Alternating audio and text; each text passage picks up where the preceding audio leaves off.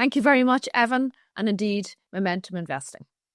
I've worked across financial services, sports, and human rights for over 3 decades. And in that time, I've seen really brilliant professionals make really poor decisions. Not because they were incompetent or irrational, but because they tuned out the voices and the signals that really mattered at precisely the time when they should have tuned in. Now, your job is a privilege. You have so much influence and power over people's lives and livelihoods. But today, your judgment is at a premium, and the odds really are stacked against great decision making.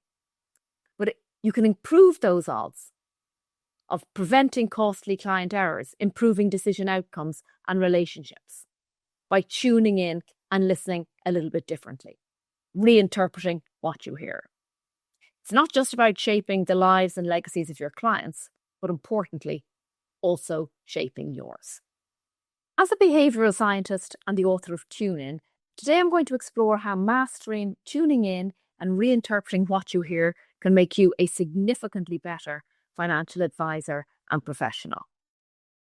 Feel free to scan this QR code, as most of the material that we cover will be found in there. I'm going to explore 10 misjudgment traps and a range of different solutions.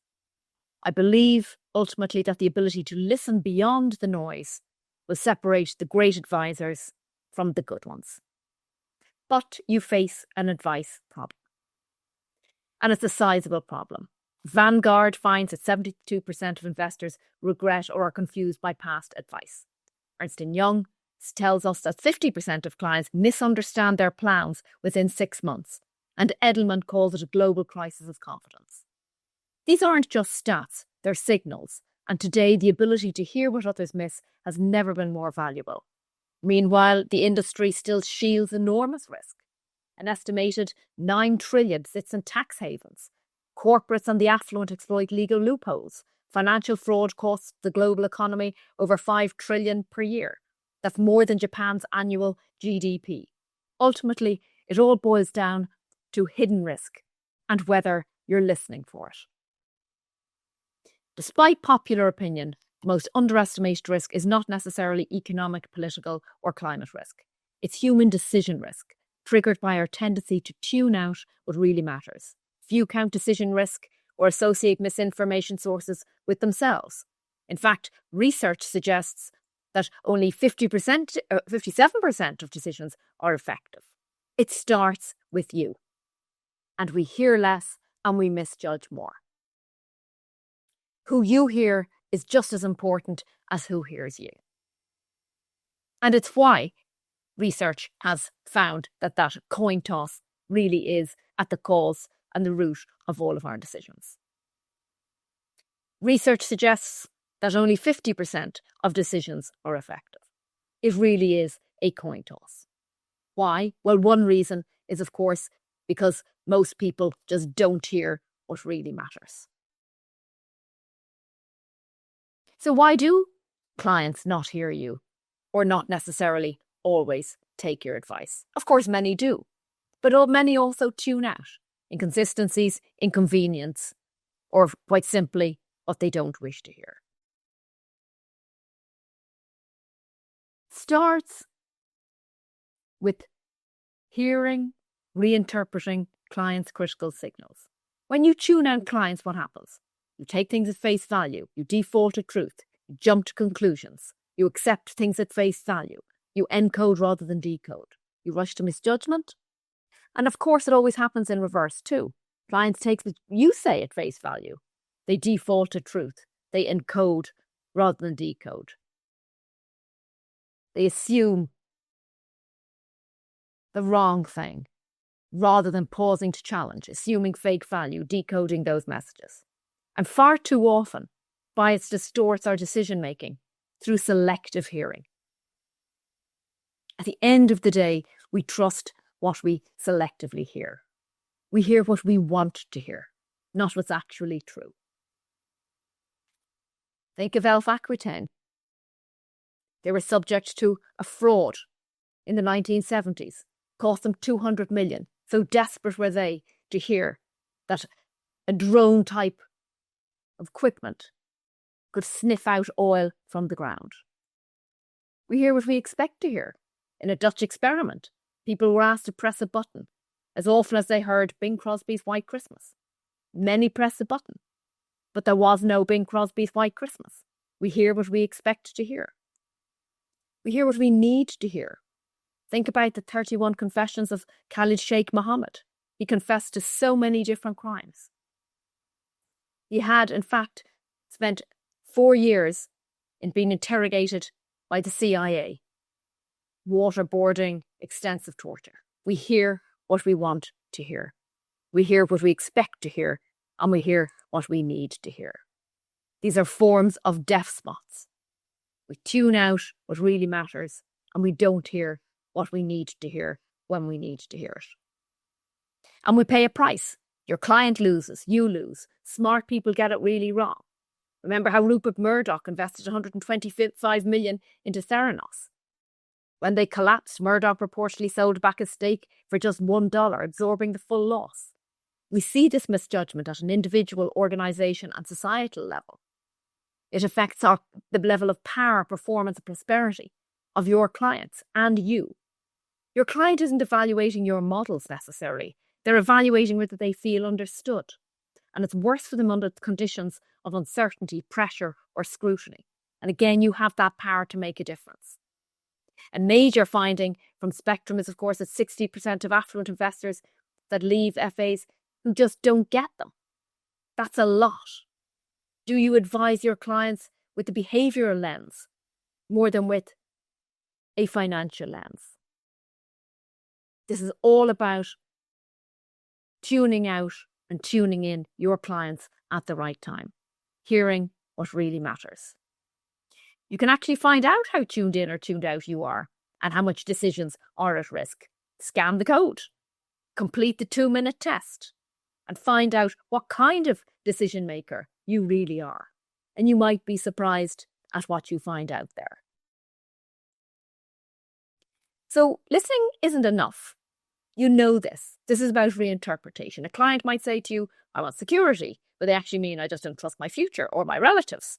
A client can say to you, I'm risk intolerant, but they just really fear looking foolish. Reinterpretation is a skill, and it's where your judgment comes alive. Take FTX. Sam Bankman-Fried's investors were sophisticated. Many tuned out red flags because they wanted to believe the story. They didn't choose to interpret. They overlooked deaf spots. They minimized the context. They listened without interpreting. So why does financial advice fall so short? At the end of the day, I really believe it's down to this one thing. We overweight logic, spreadsheets, and we underweight the psychologic. We seek information that supports our pre-existing beliefs and ignore all counter-evidence from the markets or from different individuals or influencers. Context matters. The answer is less situational and more psychological. And of course, it depends on you and your particular context, wherever you may be, your company, your environment, your industry, your location. It's not surprising that your judgment is so much at risk. You operate among a huge context of noise, and it's not necessarily easy. Aspects of our environment affect directly how we decide. It's a short-term world. You're distracted. We make binary decisions. We rely on instinct. It's a visual world. All of these contribute to how you make your decisions. You're encouraged to decide quickly. No client says take your time, really. There was a 10-year study of 17,000 C-suite executives, and it was found that quick decisions were deemed more important to success than good decisions. In other words, those who decided earlier, faster, and with greater conviction were 12 times more likely to become a high-performing CEO. Noise stops reflection. We think good, bad, rich, poor, fast, slow. This binary nature, this short-term nature, this distracted world is affecting how you decide and, of course, how your clients decide. So context and cognition combine. And you can see it very easily there because of how this all interacts in the type of world in which we currently live. It fuses, and it affects how you decide and how you don't. It affects how we respond to bias. The reality is that there are actually 200 different biases operating against every FA and every client. Because there are so many, I have grouped these into 10 different zones of misjudgment, where even seasoned advisors slip up. You may recognize some of these, but do you associate all of these with different situations in which you or your client are faced?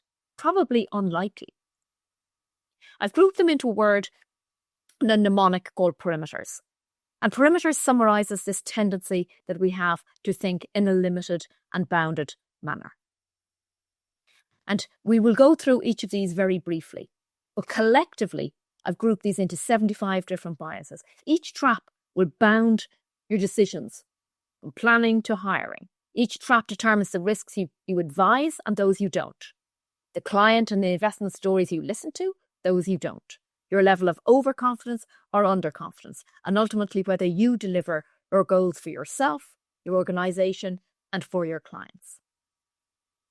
So, why this matters, and why this matters to you, is because by identifying these perimeters traps, you can make better decisions today by understanding the past, so your client's future is better off. So I want you to think of a client problem you have now, a big decision you need to make. And as we explore each of these 10 traps, ask yourself, am I at risk of this trap with my client? Or indeed, is my client at risk here as well? Because you need to be able to interpret both ways for yourself, but also for your clients. So let's look at the power trap.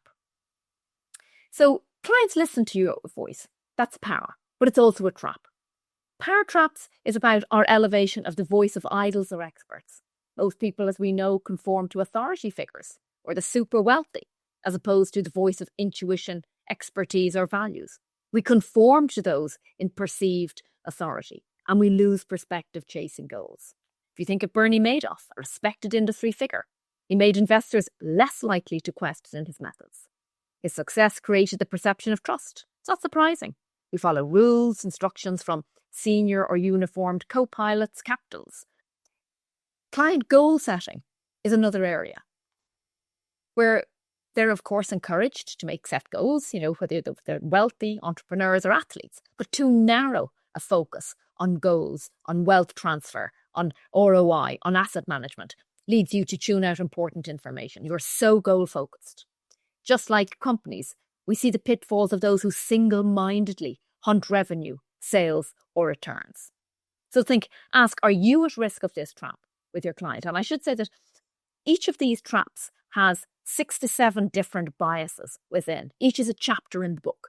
So you should go through each and think, if you are at risk of power hunting, you want to protect power, you want to gain power, you want to stop yourself losing power, you can't cope with having lost power. In any of these scenarios, your judgment is at risk, or your client's judgment is at risk. And that's when you need to analyse which of these 6 or 7 biases is most affecting you, and then, of course, what can you do about it? The next one is about ego-based judgment traps. We think we're invulnerable. We think we're better than others. Leaders often think this. So does the successful.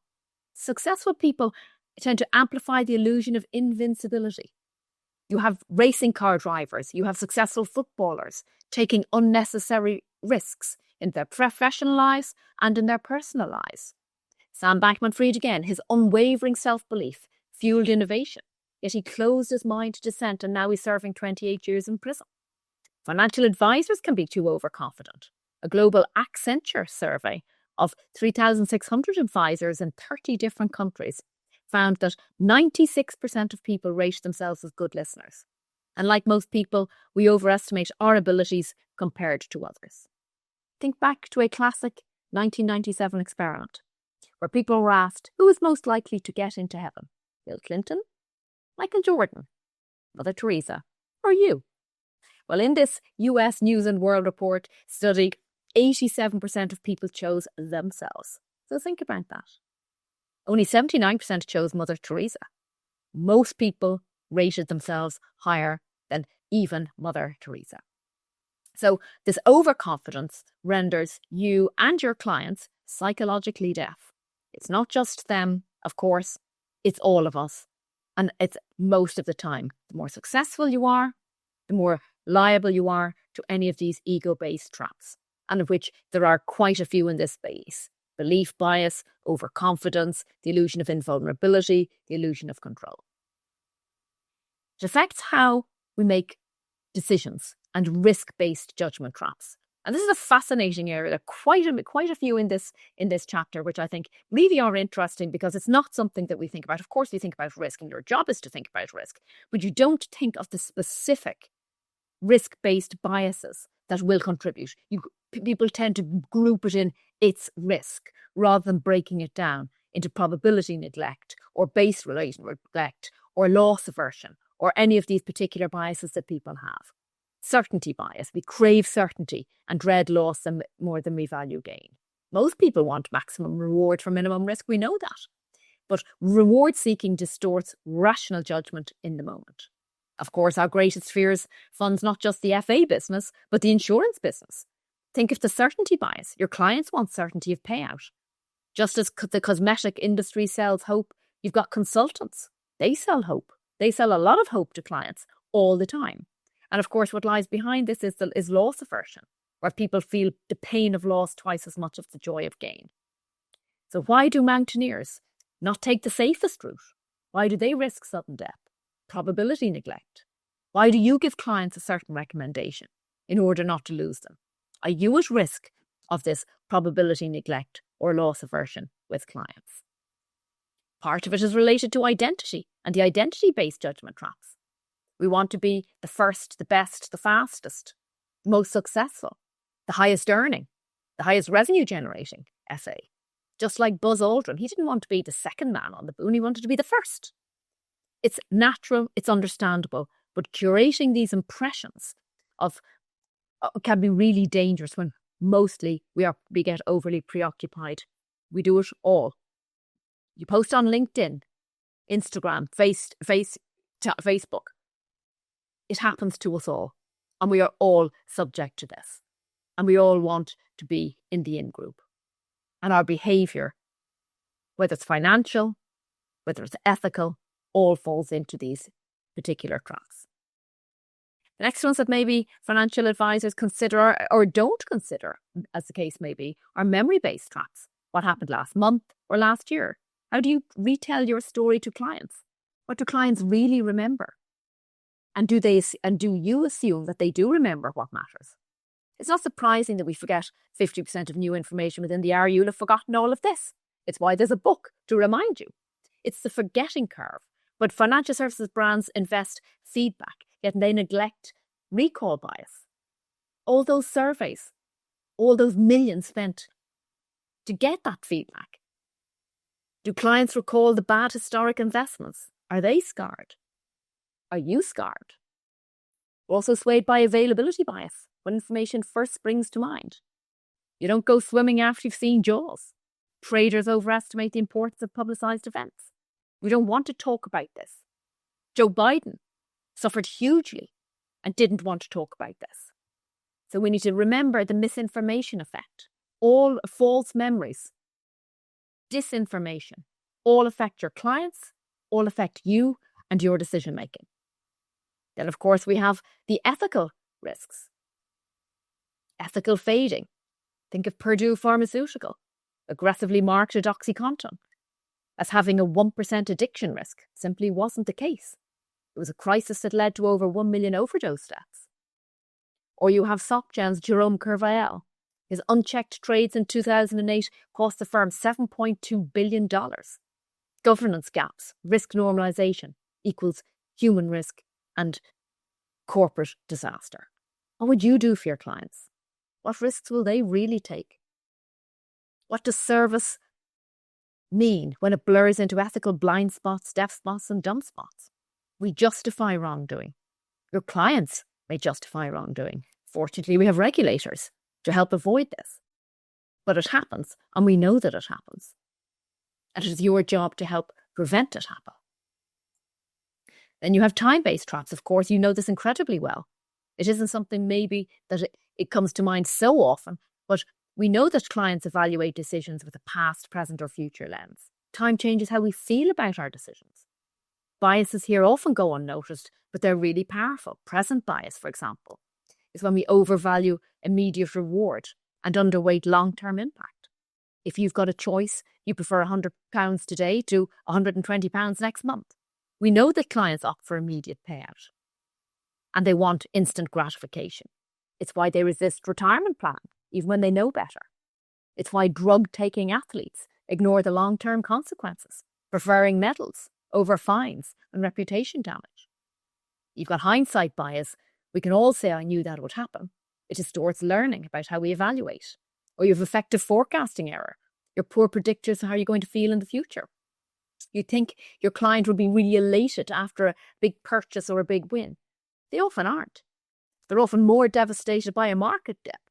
But emotions are just so fleeting. And of course, then you have status quo bias. We don't want to change. Rooted in inertia, loss aversion. So the whole concept of time is huge, and it distorts memory, emotion, and risk perception. All of these biases interact. All of these perimeters trap interact. How do you help clients make decisions? Not just for their future selves, but for the present state. Really important in this space.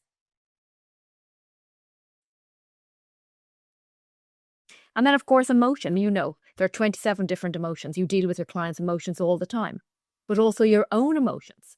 And as advisors, you like to believe that you're neutral, but of course, this is hard to maintain. You suffer the ostrich effect just as much, ignoring information that's threatening. Protecting ego is far easier. Investors stop checking their portfolios when the markets drop. Patients delay surgery.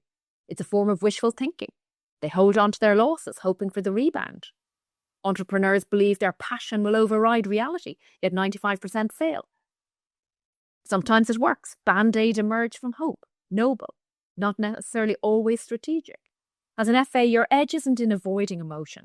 It's understanding which ones are in the room and using that to guide your decisions.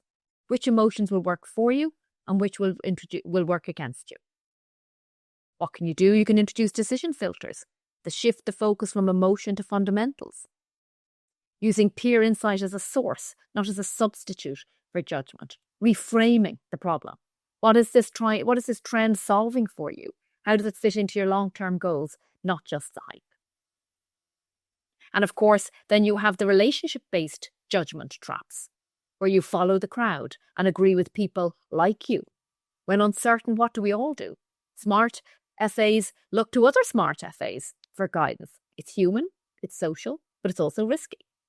We obsess about what others think of us, comparing ourselves not just to peers, but to outsiders and strangers. And we tend to follow people who look, think, act, and behave like us. We compare ourselves not just to our peers, but to outsiders and influencers. That's what your clients do. That's what you do. We tend to trust people who look like us, think like us. That's what your client does. They like it when you are like them. They don't like to hear anything different. And of course, we know that leads to herding. It leads to the popular trend. You know, cryptocurrency, lip fillers, solar panels. It's not new. You've had tulip mania. We've had the dot-com bubble. Or even in Brexit, leaders overestimate the ease of leaving the EU. They shared this optimism bias and what the crowd think. But as Confucius says, care about what others think and you will always be their prisoner. The smart FA help clients tune out the noise, resist these popularity traps, and build decisions on purpose, not pressure. And the final perimeters trap is S, for story-based judgment traps. We value what's salient, and we believe who we admire. This is an incredibly influential trap, not just for financial advisors, but in courts of law. It's really, really important. The most compelling narrative wins, even when it contradicts the facts. And I give you the example of the O.J. Simpson trial. Johnny Cochran's line, "If the glove doesn't fit, you must acquit," was more influential than reams of forensic evidence. 9 months of trial evidence was decided in 4 hours. The power of the story matters. From a financial perspective as well, the power of your story matters over reality. We're also swayed by who delivers the message. Just as I was saying earlier, people tend to listen to those who look like them and sound like them. Your accent matters. If you were in South Africa, you tend to gravitate more towards a South African accent. We just listen to people who are more like ourselves or who we believe are more like us. It's the authority trap. Clients follow the advisors they like.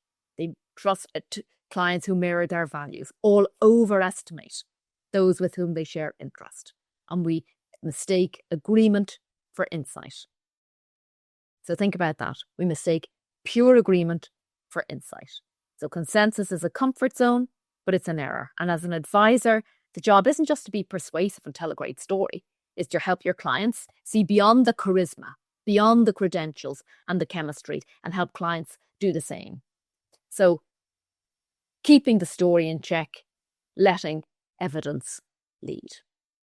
So having just heard all of that, how can you avoid judgment error? How can you hear more and be heard more? How can you ensure that your clients don't pay for your judgment errors and really listen when it matters most? Fortunately, there are many different science-based and pretty easy solutions available at your disposal. First of all, I really do think be humble. History suggests that you are not immune at any stage of the decisions curve, and indeed the life cycle curve. Some FAs assume their expertise protects them from error. It doesn't. It doesn't matter where you are on this curve, but I've done extensive research to check how this happens and at what level you are at risk, rather than just saying it's only the most senior people. It can happen. Of course, authority bias can happen at any stage, bounded rationality can happen at any stage, and egocentricity happens all the time too. Let's consider how many examples there are in your industry, in your market, in your company, from a first-time FA to a diehard. But these behavioural science insights really does give you an edge. Remember that client problems always have behavioural underpins. And when they have behavioural underpins, they also have behavioural solutions. So just like you, your clients don't necessarily make really bad decisions. They make predictably irrational ones, all symptoms of behavioural patterns. The trick is to find that behavioural underpin and apply the solutions, because until you know why they're stuck, you can't move them forward.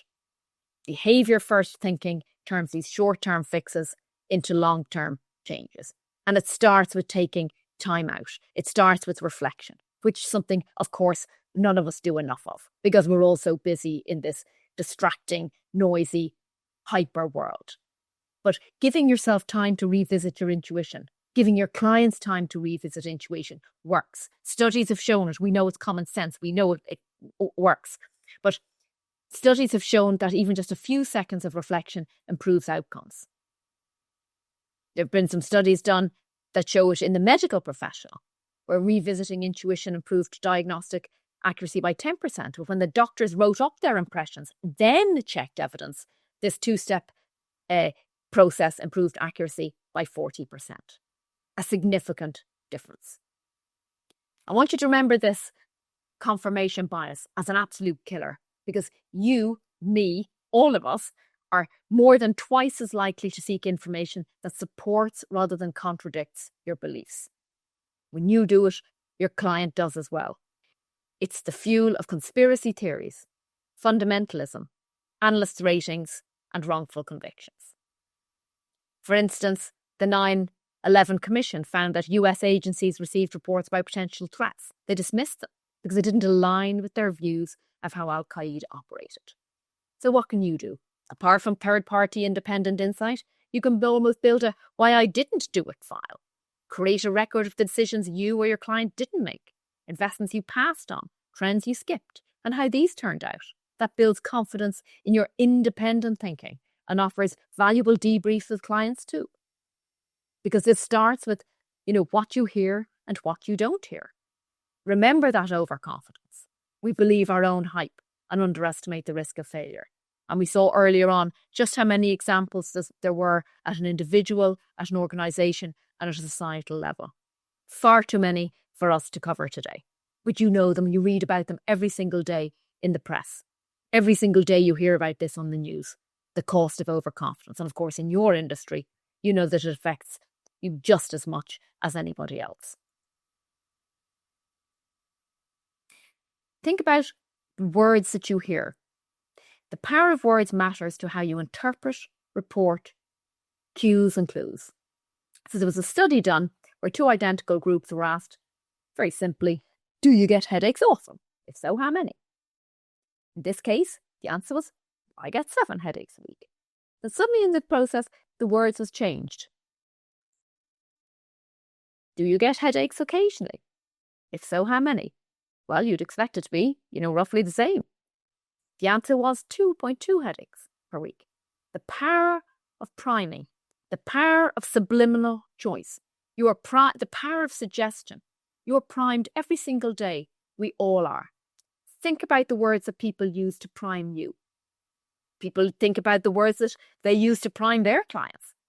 Words really matter, which is why I say don't second guess. Think about what you hear. Re-examine what you hear. Now, you can't do it all the time, but you can do it most of the time, and you can do it in high-stakes situations when it really, really matters to you and your clients.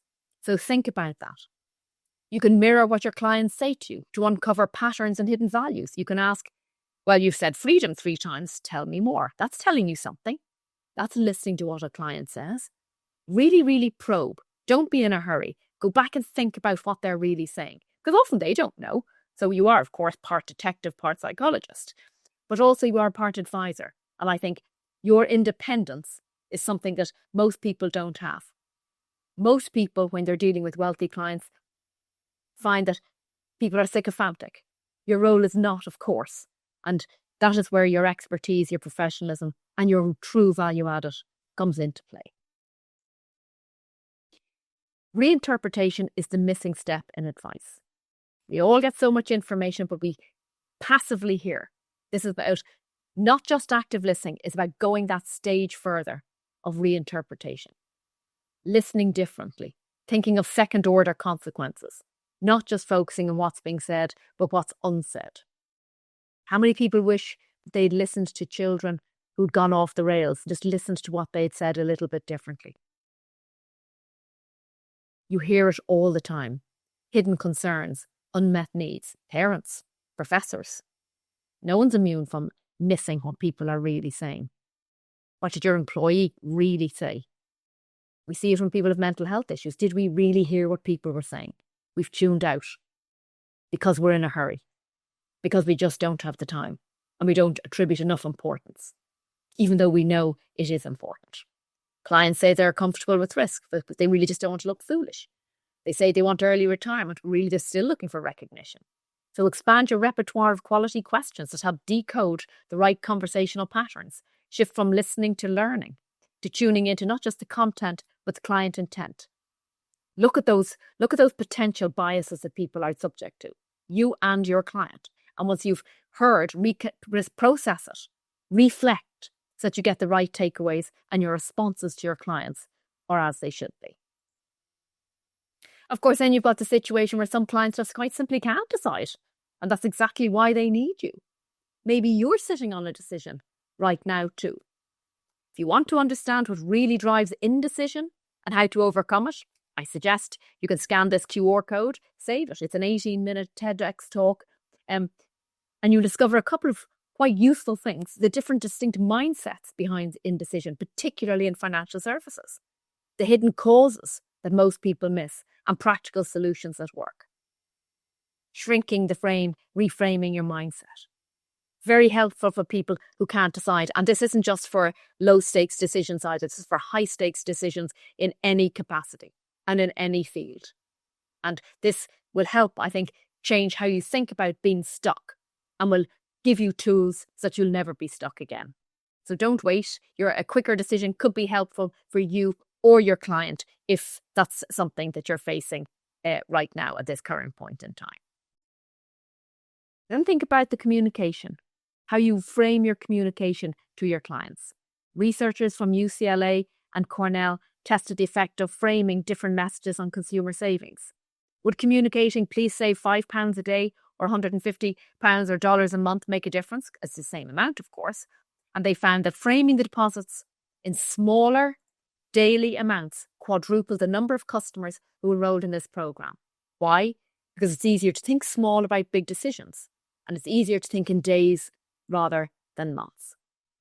At the end of the day, this is about probing. It's about using decision friction. Now, decision friction is normally negative if you're trying to get online and buy something.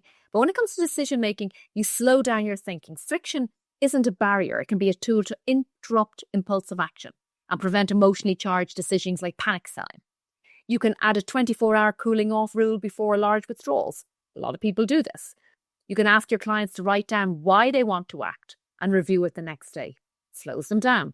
You can have optional checklists before high-stakes trade. Friction gives time for logic to catch up with emotion.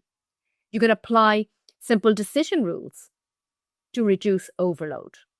When clients have too many variables, they freeze. You know this.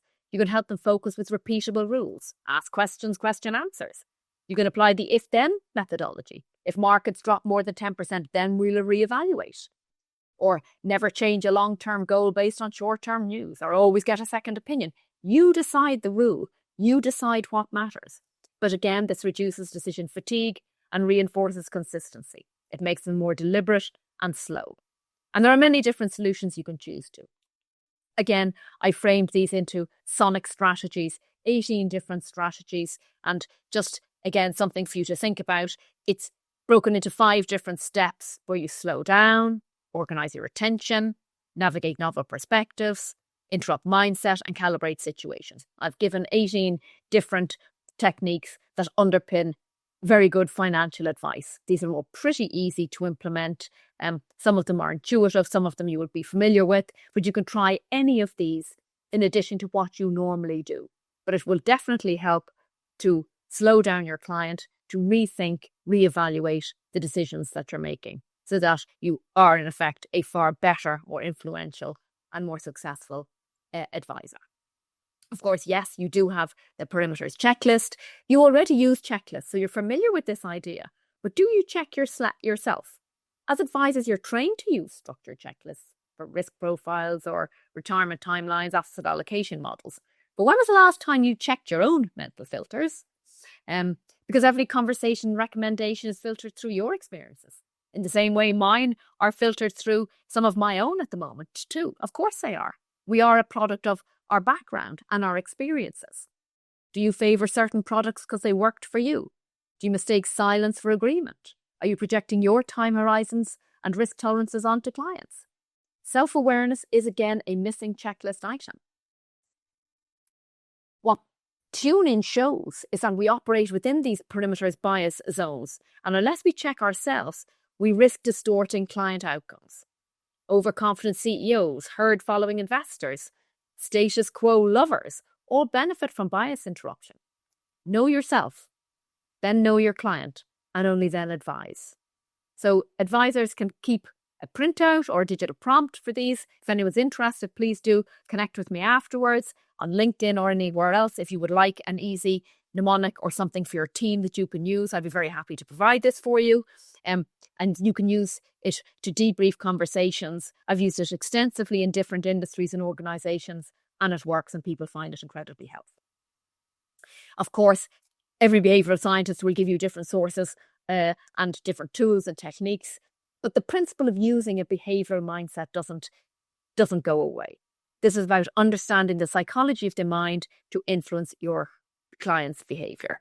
And, various Morningstar studies show exactly how these biases result in more or less savings for clients. And they've explicitly tested loss aversion, overconfidence, probability neglect, base rate neglect. And in every single solitary case, it is quite clear that high bias results in less savings. So again, if this is something you're interested in, please do think about it. And again, the principle of adopting a much more consistent, strategic, concerted behavioural lens can make a difference. At the end of the day, one of my favourite proverbs is this Cherokee saying, listen to the whispers so you don't have to hear the screams. Ultimately, prevention is better than cure. And what this will come down to how we interpret what we hear.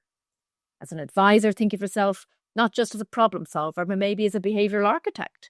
You're not simply offering answers.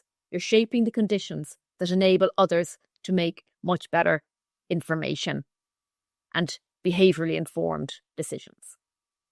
We began by talking about misinformation. This is misinformation of the mind.